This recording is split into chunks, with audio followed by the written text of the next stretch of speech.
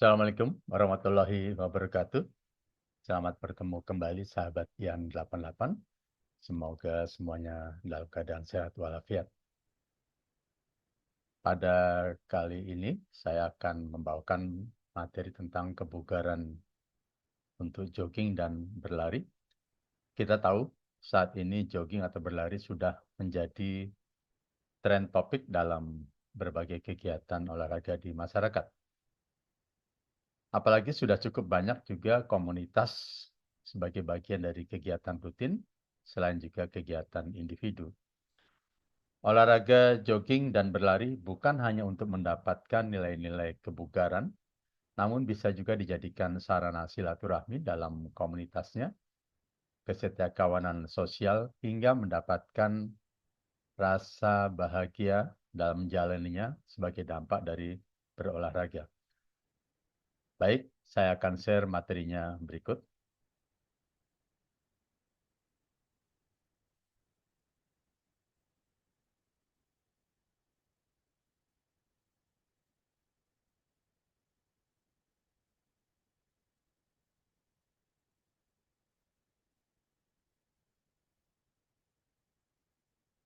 Mudah-mudahan sudah terlihat ya.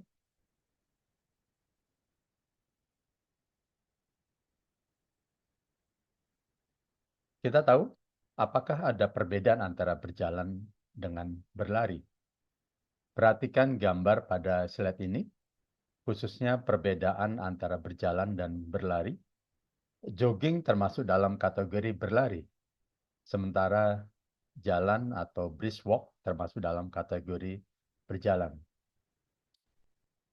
Kita lihat bahwa jalan kaki merupakan gerakan melangkah ke depan, bergantian dengan kedua kaki, tetap menapak pada tanah dengan kecepatan kurang lebih 1-4 km per jam.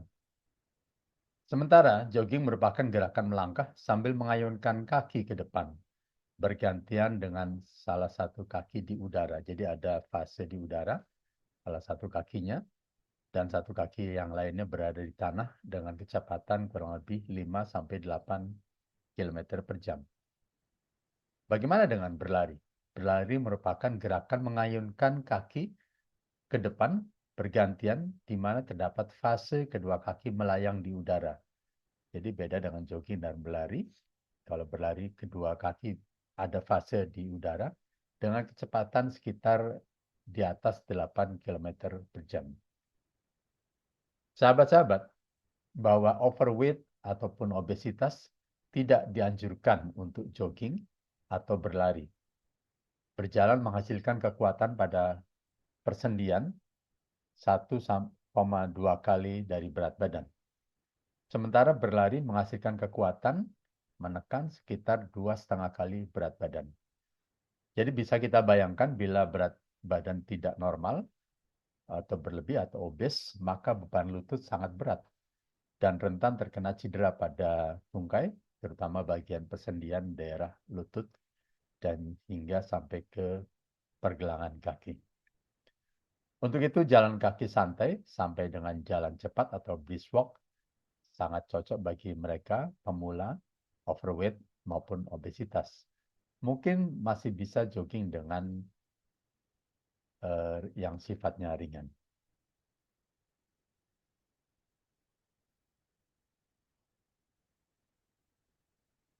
Mungkin cukup banyak alasan orang berolahraga jogging atau berlari. Namun ada beberapa alasan yang bisa menjadi pilihan seseorang untuk melakukannya. Di antaranya, sebagai salah satu aktivitas fisik atau olahraga, tentunya akan berdampak baik bagi kesehatan selama dilakukannya secara BBTT, yaitu baik, benar, teratur, dan terukur, yang dapat mencegah dan mengobati berbagai faktor risiko penyakit, sehingga bisa juga mengurangi beban biaya kesehatan dan baik juga untuk kesehatan mental kita. Alasan lainnya termasuk manfaat bagi lingkungan, khususnya di sekitar perkotaan, dan juga bermanfaat ekonomi, bermanfaat juga terhadap lingkungan, maupun juga efisiensi dalam hal penggunaan energi. Serta juga kita harapkan bisa bermanfaat agar hidup kita bisa lebih berkualitas.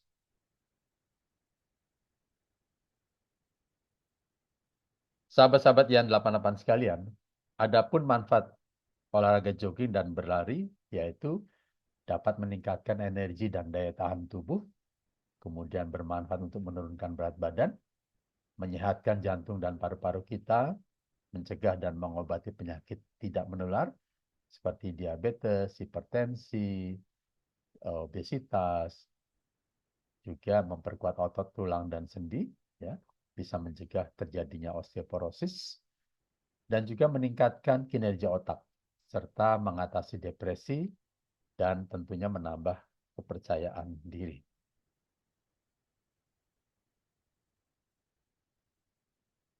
Slide ini menunjukkan cara anatomi bagian tubuh mana yang sangat berperan saat kita melakukan jogging dan berlari. Hampir sebagian tubuh kita, mulai dari otot dan sendi yang bekerja secara primer, yaitu otot-otot quadriceps femoris, ya, otot-otot paha depan, kemudian otot hamstring, paha belakang, otot gluteus maximus, yaitu otot bokong, kemudian otot sekitar pinggul, otot iliopsoas, serta juga otot betis. Ada juga otot-otot pendukung, serta beberapa otot-otot tambahan, yaitu termasuk otot-otot pernafasan di dada kita. Sehingga dengan jogging dan berlari, hampir semua bagian tubuh kita bergerak secara aktif. Sehingga kita dapat bayangkan melalui grafik ini bahwa jogging atau berlari sebagai bagian dari merupakan olahraga yang terbaik dalam menghasilkan beberapa komponen kebugaran jasmani yang terkait dengan kesehatan secara optimal, yaitu komposisi tubuh, jantung dan pembuluh darah, fleksibilitas, daya tahan otot, dan juga kekuatan otot. Dibandingkan dengan beberapa olahraga lainnya seperti berenang dan bersepeda, karena melibatkan hampir semua otot, tulang, dan persendian tubuh kita.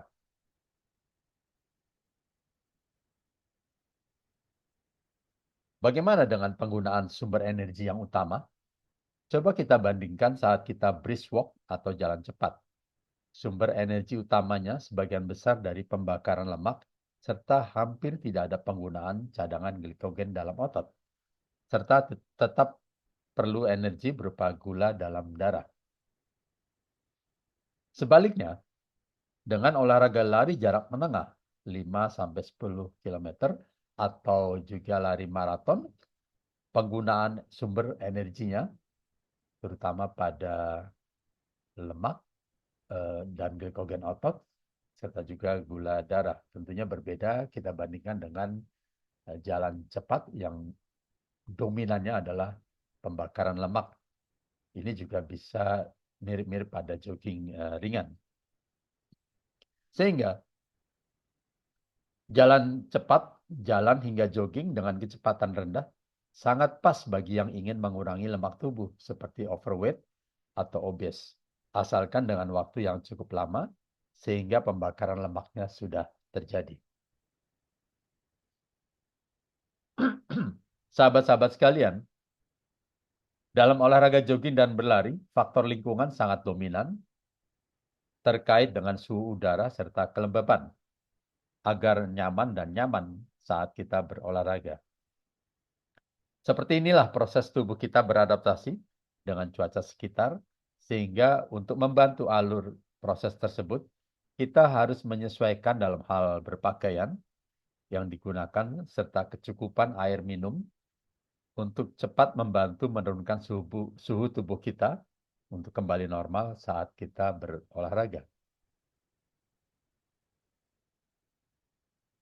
Tabel ini menunjukkan bagaimana perbandingan kehilangan air dalam tubuh kita saat istirahat atau aktivitas biasa dalam lingkungan yang nyaman, serta kehilangan air dalam tubuh kita saat kita berolahraga dalam waktu yang lama di tempat terbuka.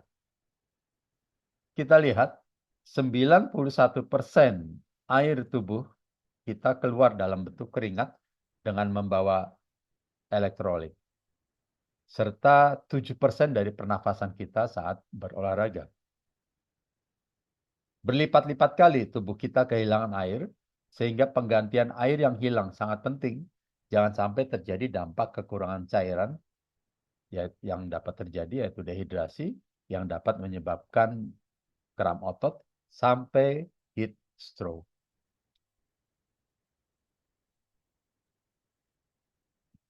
Inilah tanda-tanda terjadinya dehidrasi, mulai dari yang ringan hingga berat, sampai menimbulkan gangguan kesadaran, kejang, hingga kematian. Kita lihat dari persentase kehilangan berat badan kita karena air dalam tubuh kita yang hilang.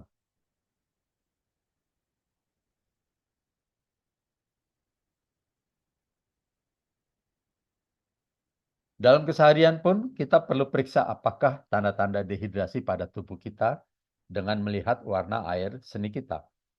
Mulai dari warna yang terhidrasi dengan baik atau cukup cairan, hingga yang berwarna kecoklatan kegelapan, sebagai tanda bahwa kita dehidrasi atau sangat kekurangan cairan. Saat berolahraga, kita mungkin sedikit sekali mengeluarkan air seni, apalagi jika terjadi dehidrasi. Sehingga sebaiknya sebelum, selama, dan sesudah berolahraga, kita tetap cukup untuk minum.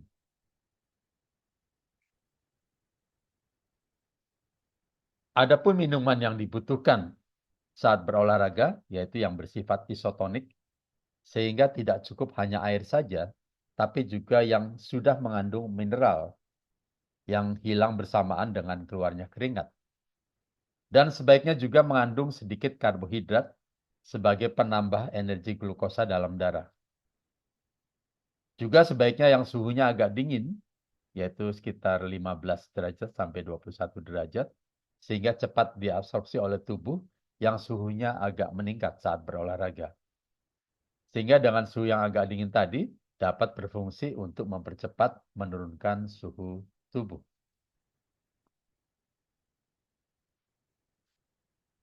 Sahabat Yan sekalian, adapun perlengkapan yang penting bagi olahraga jogging dan berlari, mulai dari perlengkapan yang paling utama, yaitu sepatu lari, di mana dalam memilih sepatu jogging atau lari yang cocok dan nyaman, juga tidak bisa sembarangan. Idealnya setiap sepatu jogging atau lari memiliki karakter dan fungsinya masing-masing. Yang kedua adalah kaos olahraga atau jersey, termasuk celana, juga menjadi hal yang penting yang wajib diperhatikan saat jogging atau berlari. Gunakan jersey dan celana berbahan polister yang ringan dan mampu menyerap keringat dengan baik. Pastikan fit pakaian pada tubuh kita tidak terlalu sempit ataupun kebesaran, karena bisa mengganggu performa saat kita berlari. Yang ketiga adalah topi. Topi berfungsi untuk melindungi diri dari terik sinar matahari di siang hari. Berada di bawah terik saat siang hari dalam waktu yang lama terkadang bisa membuat kepala pusing. Oleh sebab itu penting untuk menggunakan topi selama berlari. Smartwatch saat ini juga sudah menjadi salah satu perlengkapan lari yang penting. Tidak hanya berfungsi sebagai penunjuk waktu, smartwatch juga membantu pelari mengetahui statistiknya saat berlari, mulai dari jarak tempuh, pace, detak jantung, tekanan darah, hingga penghitung kalori. Kemudian kacamata hitam, kita tahu bahwa indera penglihatan menjadi hal yang harus diperhatikan saat berlari. Jika berlari di siang hari, kacamata hitam bisa membantu melindungi mata dari sinar matahari yang terik. Tidak ada ketentuan khusus dalam memilih kacamata hitam untuk lari. Cukup pastikan kacamata yang dipakai nyaman di telinga dan tidak mudah copot. Pastikan juga lensanya bersih dari kotoran agar tidak menghalangi pandangan saat berlari. Yang keenam adalah headband. Bagi yang berambut panjang, supaya tidak mengganggu saat berlari, gunakanlah headband yang bisa menghalangi rambut agar tidak mengenai wajah. Dengan bahan yang lembut, headband juga berfungsi untuk menyerap keringat di kepala hingga menghalangi keringat jatuh di area wajah. Selain itu, headband juga bisa meningkatkan penampilan menjadi lebih sporty. Yang ketujuh adalah running belt, atau bisa juga menggunakan tas pinggang, terutama bagi yang suka membawa barang seperti air minum, handphone, earphone, dan energi gel saat berlari. Running belt adalah sabuk berbahan lateks elastis yang digunakan di pinggang untuk menampung barang bawaan saat berlari. Ada jenis running belt yang hanya berbentuk seperti sabuk dari bahan karet elastis. Ada juga jenis running belt yang berbentuk seperti tas pinggang dengan kantung berresleting. Hal ini bisa disesuaikan dengan preferensi dan kenyamanan saat berlari. Yang kedelapan adalah earphone. Berlari dalam waktu yang lama mungkin akan terasa membosankan kalau tidak sambil mendengarkan lagu dan atau musik. Mendengarkan musik saat berlari juga bisa mendorong agar kita lebih bersemangat. Kita bisa menggunakan earphone atau headphone saat berlari, asalkan tetap waspada dalam perjalanan. Selain itu, saat ini ada banyak produk earphone khusus lari yang memiliki gantungan di leher atau telinga untuk mencegah earphone terjatuh. Yang sembilan adalah sunscreen. Sahabat-sahabat tentunya tidak mau kalau kulit wajah ataupun tubuh kita gosong setelah jogging atau berlari. Pastikan gunakan sunscreen atau sunblock sebelum jogging atau berlari. Gunakan sunscreen yang memiliki SPF minimal 30 untuk melindungi kulit dari sinar matahari di siang hari. Bisa juga menggunakan sunscreen yang berbahan krim atau semprot yang saat ini sudah banyak dijual di pasaran. Yang terakhir adalah energi gel. Untuk yang jogging atau berlari jarak menengah atau jauh, penting untuk menjaga stamina selama berlari agar badan tetap prima dan tidak lemas. Salah satunya adalah dengan mengkonsumsi energi gel. Energi gel adalah makanan ringan berbentuk gel yang berfungsi untuk menjaga stamina saat melakukan jogging atau berlari yang lama dan jauh sebagai sumber energi yang cepat. Umumnya energi gel terbuat dari fruktosa, maltodextrin, elektrolit hingga ekstra kurma. Nah, sahabat-sahabat, bagaimana kita melakukan pemilihan sepatu untuk lari atau jogging? Sebelumnya kita tentunya perlu mengenali telapak kaki kita seperti jenis apa telapak kaki kita. Seperti terlihat dalam gambar di slide ini. Ada 3 jenis lengkungan telapak kaki kita, yaitu yang normal, high arch, dan flat foot, yang akan membentuk kesejajaran kedua kaki kita dan memerlukan jenis alas sepatu yang berbeda. Dari kebanyakan pelari, 90%-nya ada dalam 2 kategori ini, yaitu normal dan flat foot. Normal arch atau kelengkungan yang normal, yaitu memiliki kelengkungan yang normal di sisi dalam telapak kaki dan cenderung memiliki pronasi yang normal saat berlari. Disarankan menggunakan sepatu yang semi-curve soles dengan sedikit lengkungan di tengah sepatu. Sementara yang high arch memiliki bagian tengah kaki yang tipis, tekanan besar pada tumit dan telapak kaki. Tipe gerakan kaki cenderung under pronation, dengan kaki menekuk ke dalam. Sebaiknya memilih sepatu yang neutral shoes dengan bantalan kaki di depan dan tumit untuk menyokong insole.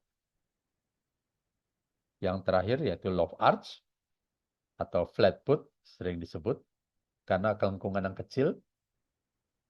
Tipe gerakan kakinya over pronation. Cocok menggunakan sepatu olahraga pria dengan motion control untuk menyeimbangkan gerakan kaki. Tentunya tentang hal ini nanti mudah-mudahan memerlukan materi tersendiri ya. Begitu juga dengan postur tubuh dan lengan saat kita berlari. Tentunya slide ini menggambarkan bagaimana postur panjang tubuh yang benar, yang korek, juga dengan lengan yang berfungsi untuk mengayun, untuk menambah kecepatan kita dalam jogging ataupun berlari.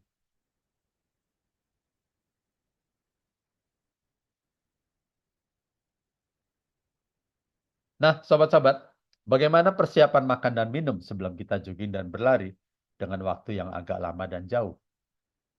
Harus kita persiapkan waktu makan malam sebelum hari kita berolahraga. Dan makanlah 2-3 jam sebelum berolahraga. Dan jangan makan makanan yang berlemak asam, atau sulit dicerna. Dan sebelum berolahraga, minumlah dengan jumlah air yang cukup, kurang lebih 500 sampai 600 cc.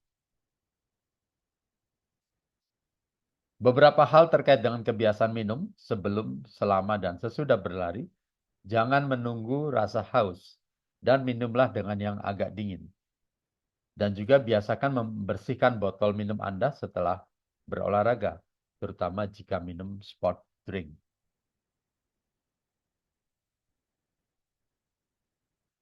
Persiapan berikutnya yang cukup penting adalah pemanasan, dimulai dengan peregangan seluruh bagian tubuh.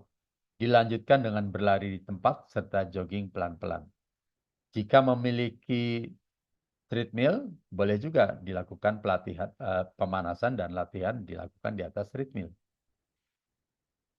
Biasakan juga untuk melatih keseimbangan, termasuk sisi kiri kanan tubuh, dengan cara berlari melingkar ke arah sisi kiri dan sebaliknya ke arah sisi kanan.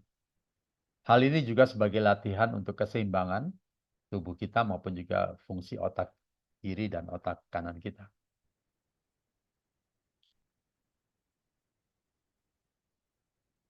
Pemanasan dilakukan sampai kita berkeringat selama 10-15 menit dengan denyut nadi antara 90 sampai 100 kali per menit.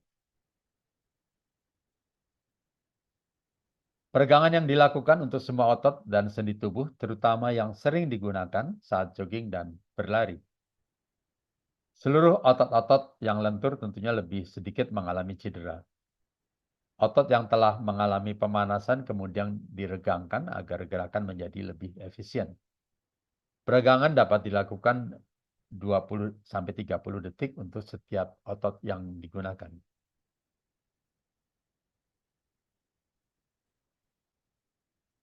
Beberapa slide berikut adalah contoh-contoh peregangan yang diperlukan sebagai persiapan jogging atau berlari. Mulailah dari otot-otot leher, juga dari kedua lengan kita.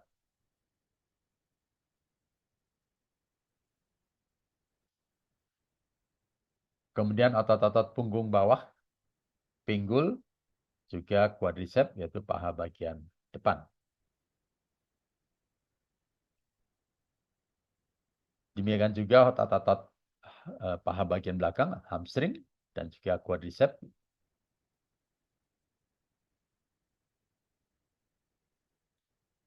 Hingga otot-otot tungkai, tumit, termasuk tendon Achilles, juga untuk kaki.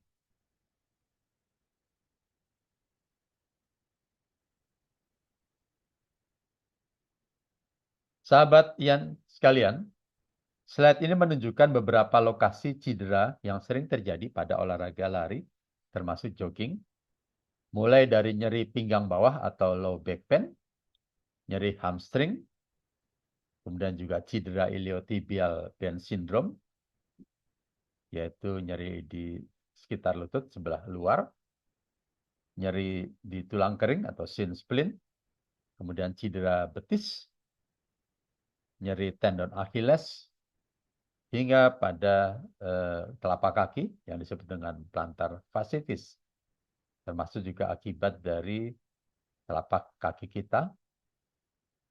Tadi ada beberapa jenis telapak kaki, ya.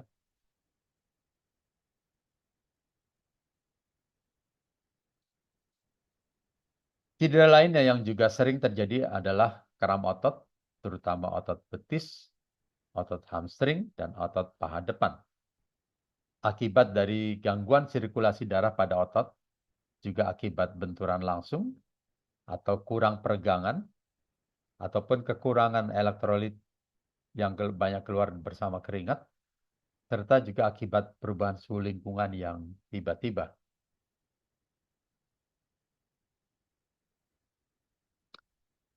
Berikutnya adalah heat exhaustion, yaitu akibat suhu panas dan kelembapan yang tinggi dan kurang minum, serta banyak berkeringat, dan juga sudah terjadi gangguan pengaturan suhu tubuh. Dan berlanjut jika tidak ditangani, dapat terjadi heat stroke, yang merupakan cedera akibat kepanasan yang sudah masuk dalam taraf berat. dapat menyebabkan kematian dan juga memerlukan tindakan emergensi yang tepat.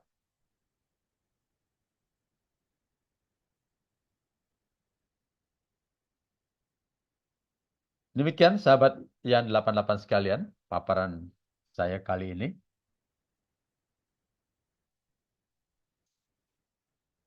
Tentang kebugaran bagi yang ingin jogging atau berlari. Semoga bermanfaat.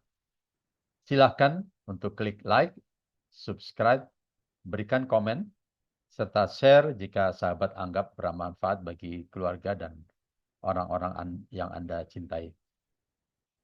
Sebaik-baiknya manusia adalah yang dapat bermanfaat bagi orang lain.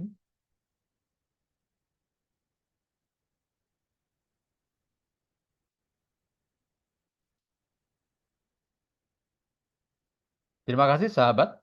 Nantikan materi-materi selanjutnya. Wabillahi taufiq wal hidayah. Wassalamualaikum warahmatullahi wabarakatuh.